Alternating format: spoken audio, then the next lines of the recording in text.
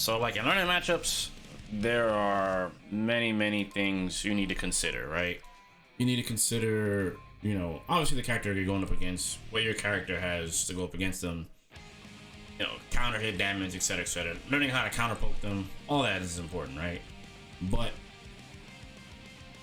there's some basics in which you have to lab out first and foremost to help you have a better understanding of what you should be going for in certain situations. Yeah, there's a lot of surface level things to learn as a beginner for sure, like, or just things you should begin looking at first and foremost, right?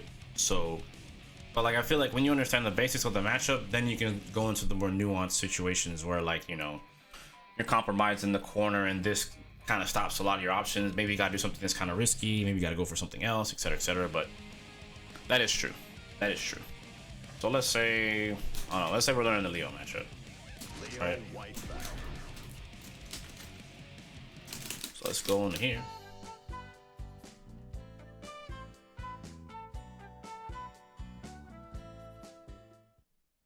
All right, back to it. So we have to look at quite a few things, right? Obviously, the characters in front of you, obviously is what we're training up against, right? Okay, so we have to start from the basics, the absolute basics, right? What this entails is starting out with what are the round start options, right? So normally this is what I do for a lot of the matchups, and this is what I'm going to suggest you guys to do as well. Come to your training settings, position reset, and set it to the round call, right? This way, when you restart it, it goes dual one, let's rock, right? So you can test what buttons you can use at the start of a round, right? Especially since the game starts you so close to each other, right? And then we come into the counter attack settings, and on position reset, you know, we can pick any of our options, right? So in this case, I have a custom setting for him already, but we'll use standing K. Think of like the most common options, right? Standing K, you know, crouching K is pretty common. And on the occasion, I've seen Leo players do far slash, right? So then we go through them one by one. We go through them all one by one. So we start with standing kick, right? So we restart. Our 5K can stop that. Okay, that's good. Okay, 5K is consistent. Let's try 2K. 2K is consistent. Bar slash. Trade. So we can know what we're hitting, right? 2S seems alright. Not too bad. It goes underneath it, which is good. With the burst as well. 5H loses. Try far slash again. Trade. So it's not too bad of a trade. I mean, it's in Leo's favor more or less because it's a counter hit. So it kind of puts you back at round start.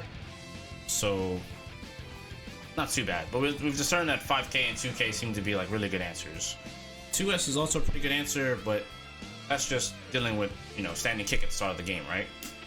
So we come back here to it again, and we change the option to crouching kick this time, right? Let's see what we get here. Okay, so 5K just goes over it. It's good. Let's try 2K. Clash. Okay. The good thing about the clash is we can buffer into other normals, right? So that actually works out for us. We can try 2K step kick. Of course, if he commits to something else, that could be problematic for us too, right? But we're assuming that they're not gonna. So we can't commit to either a special move, another normal, what have you, right? So let's try clashing and doing far slash. So we can still hit him here.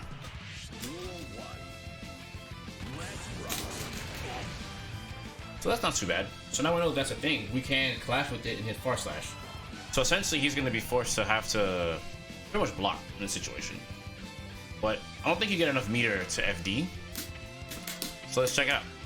We can, we'll come back to this option here. And we'll set a custom. We'll record it.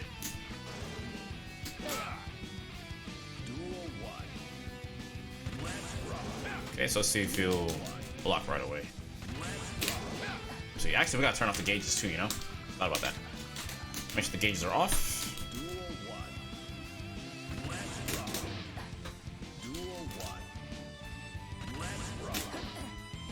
Might not be on the perfect frame. Okay. Let's try now. See if we get it properly.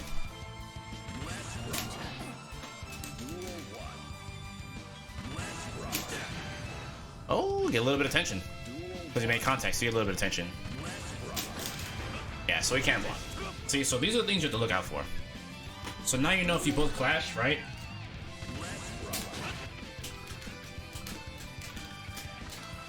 So if we clash, we both gain just a tiny bit of tension because we made contact. So this is good to know. Because you can clash cancel out in FD. See that?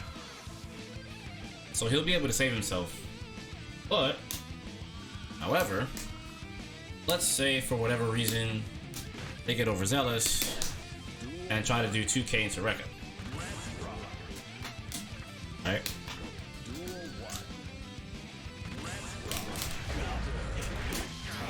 So this is where going for a 2k far slash is good. Alright, we could try 5H. Yeah, get the counter hit there too. See? So we can take advantage of the situation if they try to like get fresh with it. And it's a 2k, you know, the 2ks are like what, 6 or 7 frames a piece for both of them, pretty sure. Let me make sure that I'm accurate here on my frame data, because you know we don't want anyone coming back here trying to fact check your boy. So let's see here. Giovanna's 2K is 6 frames. I think Leo's is also 6 frames or 7 frames, I want to say. Probably 6 because it's clashing, right? It's 7. So 6 and 7 frames a piece, which is what I figured. So he can't special cancel. Which also means that so this is where it gets super nuanced, and we just started with the round start, okay? This is just the round start. We haven't even got to the rest of it. So let's say he does 2k, 6k, and he buffers into Rekka, right?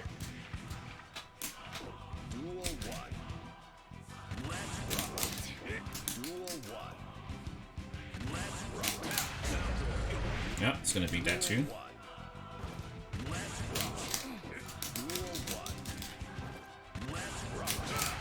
Yep. So 2k 5H, 2k far slash, these are good.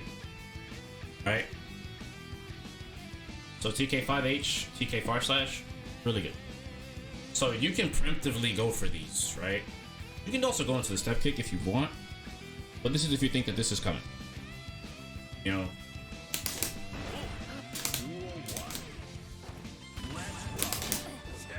So I guess on, let's see if I get it proper. We'll do it with this.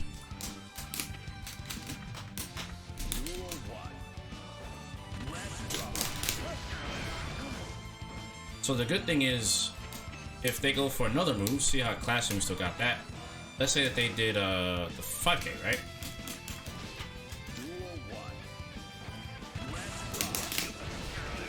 See, I still buffered in the 5H. You guys can't see it. Let me turn on the display settings. Alright, turn this on. So I'm still buffering 2k 5H, right?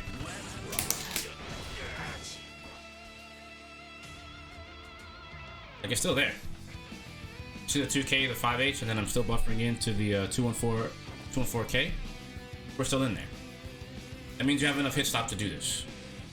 So it's kind of like you're constantly option selecting your buttons when you understand clash situations. So it's like a win-win situation here. And like I said before, this is just the nuance of the round start. We haven't even gotten to the rest of the buttons yet. Right, but this is stuff that you guys should know and should underutilize in Guilty Gear. This is all legacy stuff too. This isn't just like new to this game. This is legacy. So coming back to this situation, round start, let's try far slash, right? Like what do we get here? So 2k is gonna get punished. 5k is gonna get punished because the button is too fast and it's coming out first, and he's hitting a slower button which will counter hit. So this normal isn't gonna reach. So we're gonna get hit. Let's try far slash. Fire Slash beats it, but you only get one hit. 2S loses, so you can always pre-buff for Fire Slash, Heavy Slash if you'd like. Because of the way this normal hits at the start. Yeah, the way this normal hits at the start will go underneath it, and it's 9 frames. And I believe Leo's Fire Slash is somewhere in that ballpark too. I think it's either 9 or so, 9 or 10. It's 12. Yeah. So this is gonna hit first. So that's why it's hitting Leo from that range. Probably hit 5H too, since 5H is 10. Oh, it trades. Okay. Oh no, gotta be on time. It's 2 frames faster because this is 10. Yep. So see, you have another way to start the game off. So in other words, so far what we've discerned so far is 2K is best to beat 5K from Leo at the start and 2K for Leo at the start. Right? If we use Far Slash, it's going to trade with Far Slash is going to trade with 5K. But I think it beats 2K again. Did we test that? Double check. One more again.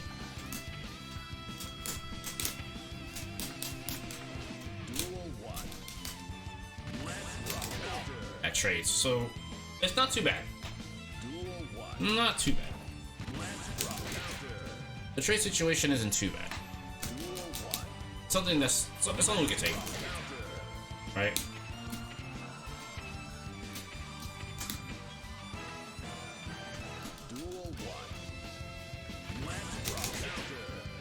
So Far Slash is actually an okay start, but I would probably opt more for 2K.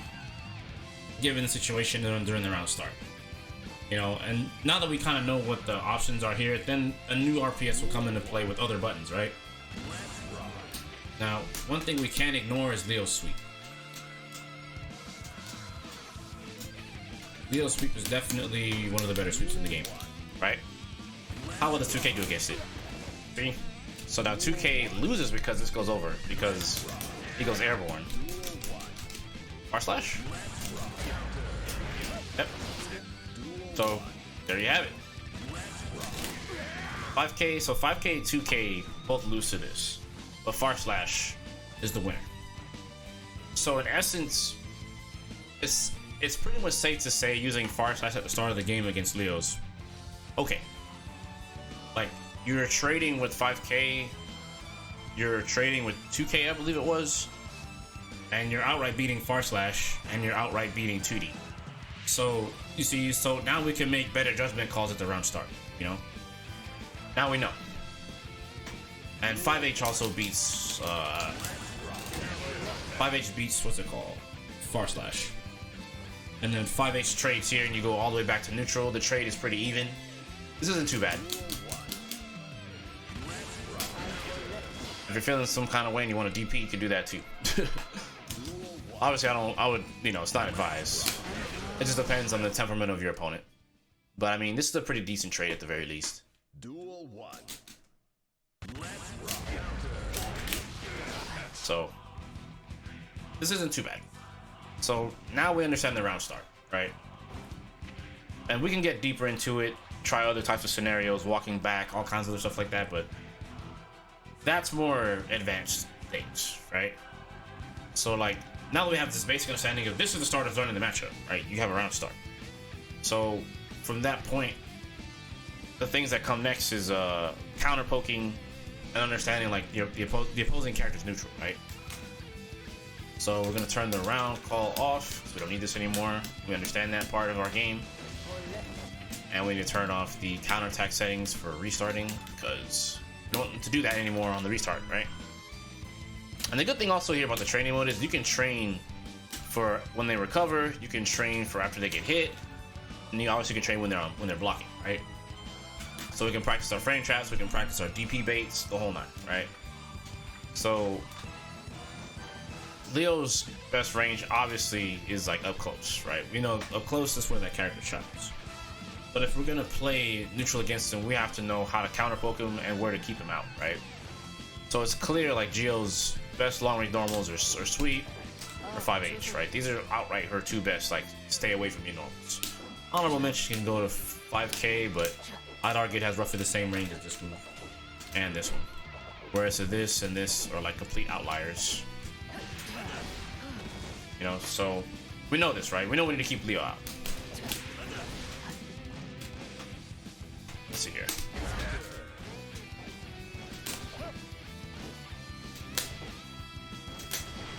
Oh, that's too hot there. We get underneath that? Oh, we can't see. So I know we can do this underneath those normals. Whoa. Low profile. Man, Giovanna's so good. So yeah, so we know, you know, you can low profile underneath her, Leo's, R slash. That's good. That's really good, actually. Oh, I might have said the wrong thing. Here we go. Alright, cool.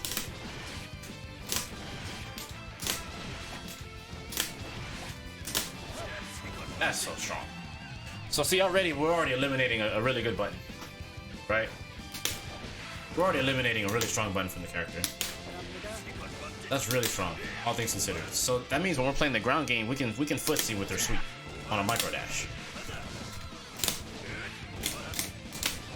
So this is how we learn how to play footsies, right? We know now we can go underneath this normal with this normal, or we can try to play the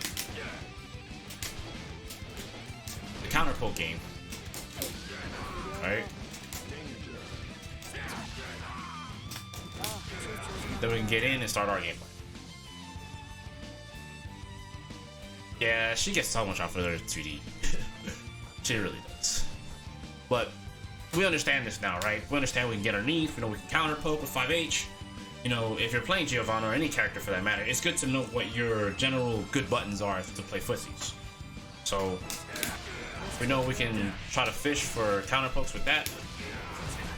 Then we're not gonna always get 5k in the step kick or 2 and 4k, but we know we can at least counter poke them, and we can double check them too, see if they do something on hit, right? So let's say they get hit and they're like, all right, you know what, I'm gonna press buttons again, right?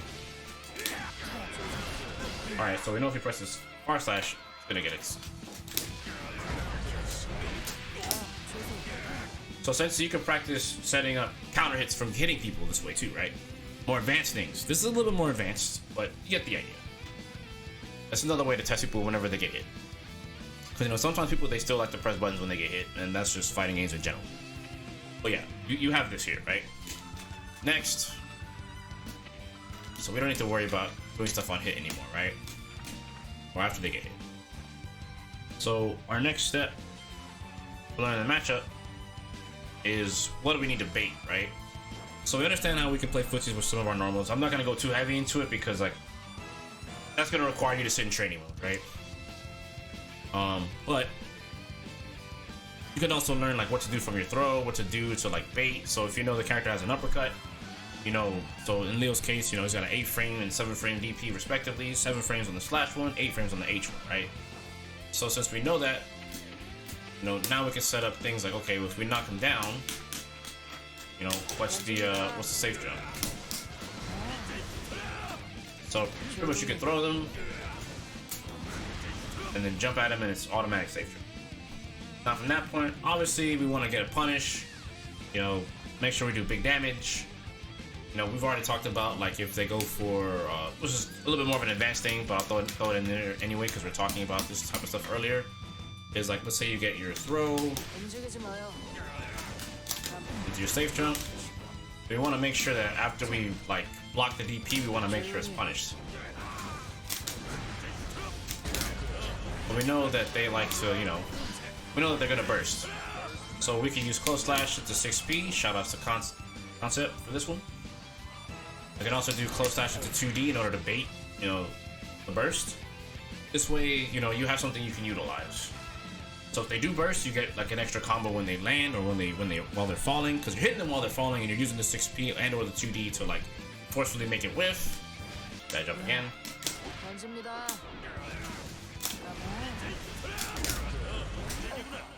And then, you know, my personal goal, what I'm always gonna suggest is just use like, you know, your dust attack.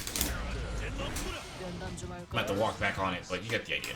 Because dust is really good unscaled damage. So you get your dust combo or whatever, what have you, whatever you want to go for. It doesn't really matter to me. As long as you're getting your punish damage, that's all that matters. I'm trying to micro walk back into 5D, but yeah, you get the idea. Whatever your punish combo is, that's what you want to go for. Whatever you choose to go for, go for it. So that's like a little bit more of a matchup specific kind of thing, but this is, you know, it helps. And this is a universal thing everyone can do. So, what else we have here? Coming back to neutral, we know that his fireball is really good. So we have to find ways to, like, you know, deal with it. Because we know from full screen it's going to be problematic, right? Because, you know, the space that it covers, and it also allows him to move in, right? So we have to learn, like, this is more of an organic thing to deal with. Because, you know, it's a fireball, especially if it's full screen. Now, if it's more 3/4 screen, you know, you can get over it and try to punish him. But otherwise, you know, so you got the fireball to deal with. Kind of, you can jump around it. You know, you don't have to deal with it as much as people think you do. You know, it's like, okay, well, you got a fireball there, we can jump out of it, etc., etc. Or, you know, if you put yourself in the proper spacing to try to punish it, you're good. If not, it's all right. You know, dealing with the fireball is not too terrible. I mean, on the strength of you having a double jump in this game, and you can react to him going for the fireball because you can see the startup because it takes XYZ amount of frames. You know? And for what it's worth, let's see how fast his Sonic Boom is. Let's see here. The H fireball is 35 frames. You have more than enough time to react to that. More than enough time to react to that. So, if you think they might do it, you can always dash forward as Geo, you know, try to forward jump, look for it, you know, or double neutral jump or single neutral jump from a dash because you still have your run momentum attached to it. Or if you forward jump, you'll have even more forward momentum still attached. So, it's kind of whatever you want. It's just based on how you see neutral playing out. If you see the fireball and you're like in a reactable range or you're guessing, you know, if you guess right, you're there. If you react, you're there. Yeah, you can do Spiral Arrow.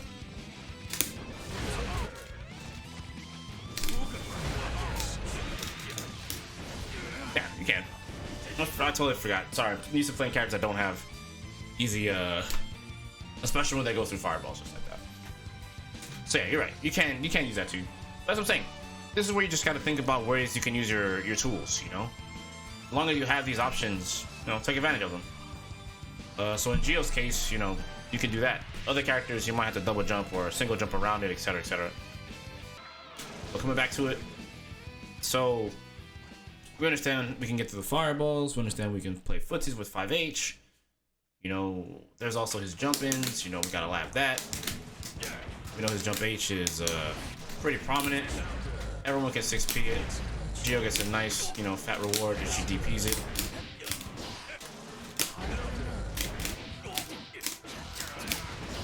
So it's like you had no shortage of like punishments with her for this move. So you'll be straight. You have 6p, you have her DP. That's what all you need. I don't think you really need too much else. The good thing is if you do the 6p, you do get a hard knockdown, so it lets you move in. And, you know, everyone does get 6p counter hit hard knockdown. So you can take advantage of that if you'd like. You can try to RC and try to squeak out more damage if you want to as well. Like, you have a lot of options there. The damage output might not be the highest, but it depends on the situation of the game, right? Do you need more damage? You know, do you really need more damage? Can you wait for the safe jump and spend the meter there? Like, these are the questions you have to ask yourself, especially if you're fighting like a Leo or a Soul or a DP happy player. You know, you have to decide. You know, you just have to decide. And sometimes you're right, sometimes you're wrong. But you have to commit to something, essentially, is what I'm trying to say. Moving forward.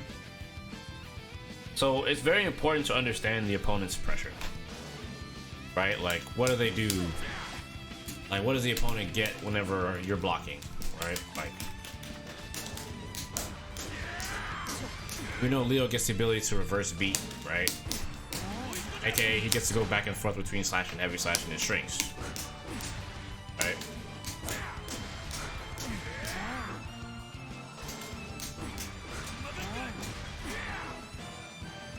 So in knowing that, we know that like that's gonna be a thing for him, right? and then this is the infinite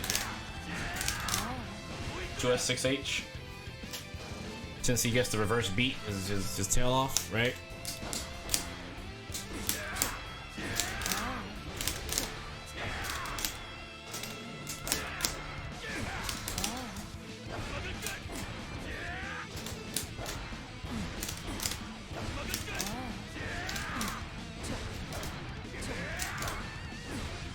So yeah. So we know that this is a thing. So the real question is, like, you know, how do we escape this, right?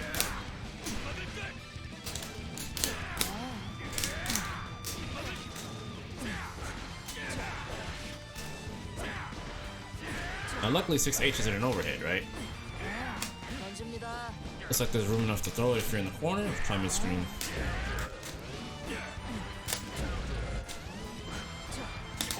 Can't. 5P.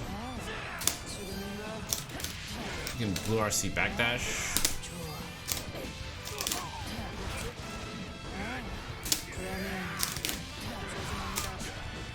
Pretty good.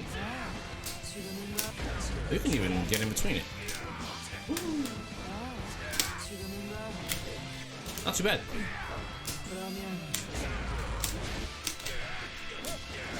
So we can even use that to set ourselves up if we can react in time.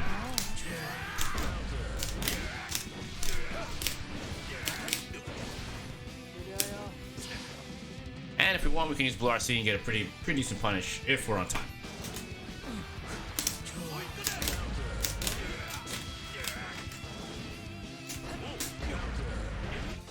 So that's another thing. So we have a way to get through that kind of pressure if he decides to go for it. But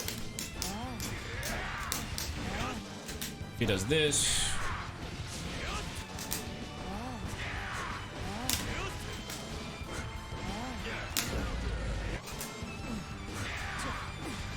we can opt to just FD him out. I mean, it's a lot of tension to lose. It's one of the reasons why FDing in this game is kind of like, it's good and it's bad. It's good because you do get pushback. It's bad because of how much meter drain. So you have to kind of use it correctly. I know where. I suppose I'm just using it correctly. There's nothing else to it.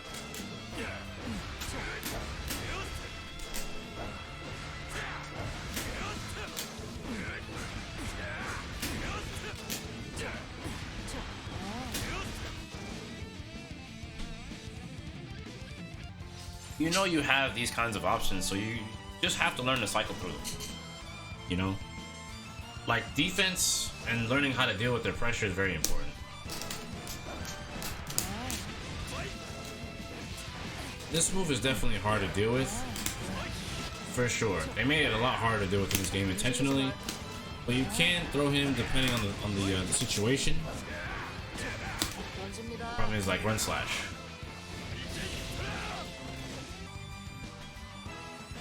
Yep, everything is too variable when it comes to dealing with back turn stance. The issue is when he goes into back turn stance and decides to go for the overhead. It makes it very difficult to want to deal with, like, a lot of that stuff. But coming back full swing, this is like how you deal with matchups. This is how you learn to deal with matchups. You know, you learn how to deal with the anti-airs, you learn how to deal with some general neutral things. And then from that point on, you look for ways to counter hit, right? And ways to deal with their pressure. Which is the next part I want to go by, which is going to learn to counter hit, right? So with Giovanna, this is kind of like straightforward, right? This is, we all know this. You know, your goal is to try to counter hit those normals on block. You know, if they're trying to press, you know, their way out,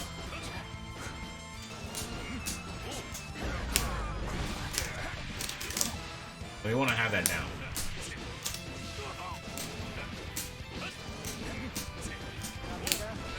Yeah, you gotta break it down bit by bit. It is tricky, trust.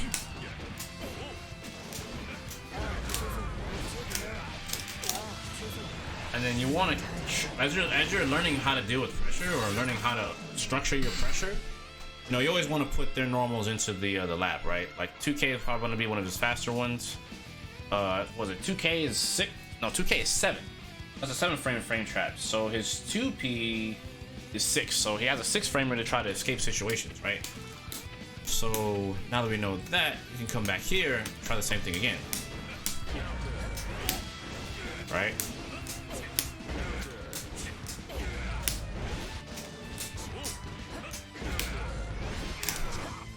And the thing is, really quickly, it's okay if you like the good thing is when you're practicing structuring your pressure in the matchup, because you're dealing with each character right on a character by character basis, right? A character by character basis, right? Like Geo's 2S was punishable by that move, so it says punish, right?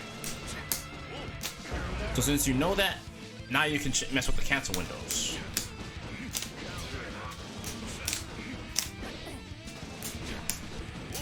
So we know 2H is gonna hit there. But if we do it this way, we can.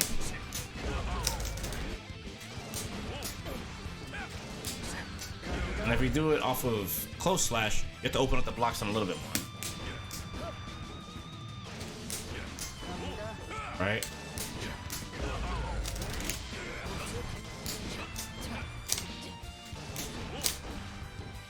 And then from this point, then you can start playing organically, right? So like, since this game's predicated on a lot of negative frames, right? Then you have to play the more organic pressure game. Since you know this is -5, right? It's 10 frames at -5. If they don't bite there, then you can try to hit them again with that. Or use far slash. See, so it puts yourself... So you're putting yourself in a better position with pushback. Which, don't worry, I'll get down to more... I'll break down more stuff about layered pressure, but that's gonna be something separate. But, yeah. Fake pressure is definitely the norm in Strive, unfortunately. Geoskin looks good. Yeah, this is based on Barry from Resident Evil.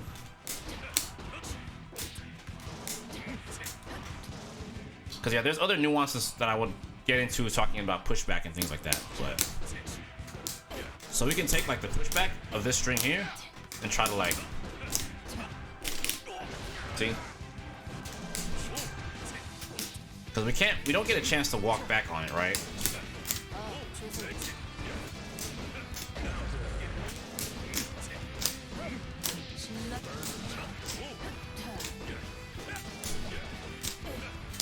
Now, yeah, that's what I was looking for. See, what I'm saying is we can't actually counter hit that 5H. I mean, that 5H. We can't counter it with 5H on that 2P. See? So you just have to get used to, like, changing up spacings, changing up your block strings. Like I said, that's a whole nother plethora in terms of learning matchups. But, like, sometimes you can structure your pressure to deal with, like, you know, a certain character, which is why there's tons of safe jumps and things like that. Like, oh, this character has this, okay, we can practice safe jumping, or you know, what gives the safe jump, right? So I guess, like, in Geo's case, normally it's like what, close slash jump cancel H on knockdowns.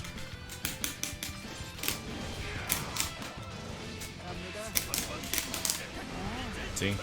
So we know that, right? For sweep. And then we can go for what we want. It's pretty good. It's pretty good. So there's that. And yeah, this is kind of like the basics. I can get further into it, but I think this is kind of like a good little stopping point here so you guys can kind of understand this. And, like, as you get better at the game, you can start getting deeper and deeper into this because there's many nuances to a matchup, right? Like, matchups evolve, matchups change, people learn different tech, people learn different things. Like, you know, some things evolve differently. Some moves are not going to be as strong anymore because of how, like, said players or a group of players playing said character will evolve a matchup, or vice versa. There's a lot of give and take when it comes to all this stuff, but generally speaking, learning a matchup definitely takes a lot of time. But getting a basic understanding of what the character does and actually not being afraid to sit, you know, in training mode to look at the character's kit is very important to you. Now, I didn't really get into that because this is something I would assume that you would do, but just for reiteration's sake, because I didn't show it, you gotta make sure you understand what their special moves are, what they do, etc., etc. You know, especially if you're playing online. If you never fought, like, say for example, Go Lewis, it's advised for you to hit the training room and go learn what he does, because you don't want to be out here playing and like getting beat up with, you know, a bunch of ignorant stuff that you have no idea about. You know, ignorance is like the worst thing in a fighting game, or any competitive game for that matter, right? If you don't know what the character's kit does and you just get beat up, it's like, it doesn't do you any good, you know. So that's what the training mode is for you to go look at things and examine and learn like what works, what doesn't, why this move works that way, why their kit is like this, etc., etc. Because, you know, like I said, ignorance is not cool. Not cool. Casual setting, tournament setting makes no difference. Ignorance is just not cool. So, yeah. And, you know, obviously as you play, you'll learn more nuanced things, you know. As I said before, I'll save that for another video. But for now, this is going to cover it based on, we're talking about here, which is the basis of learning matchups. So, that's going to do it for this. So if you guys learned something. And just for the YouTubes, let me know how you guys feel about it in the comments below. Let me know if you want to learn something more about matchups. Don't worry, I got you covered. We'll get it even deeper than this. Yeah.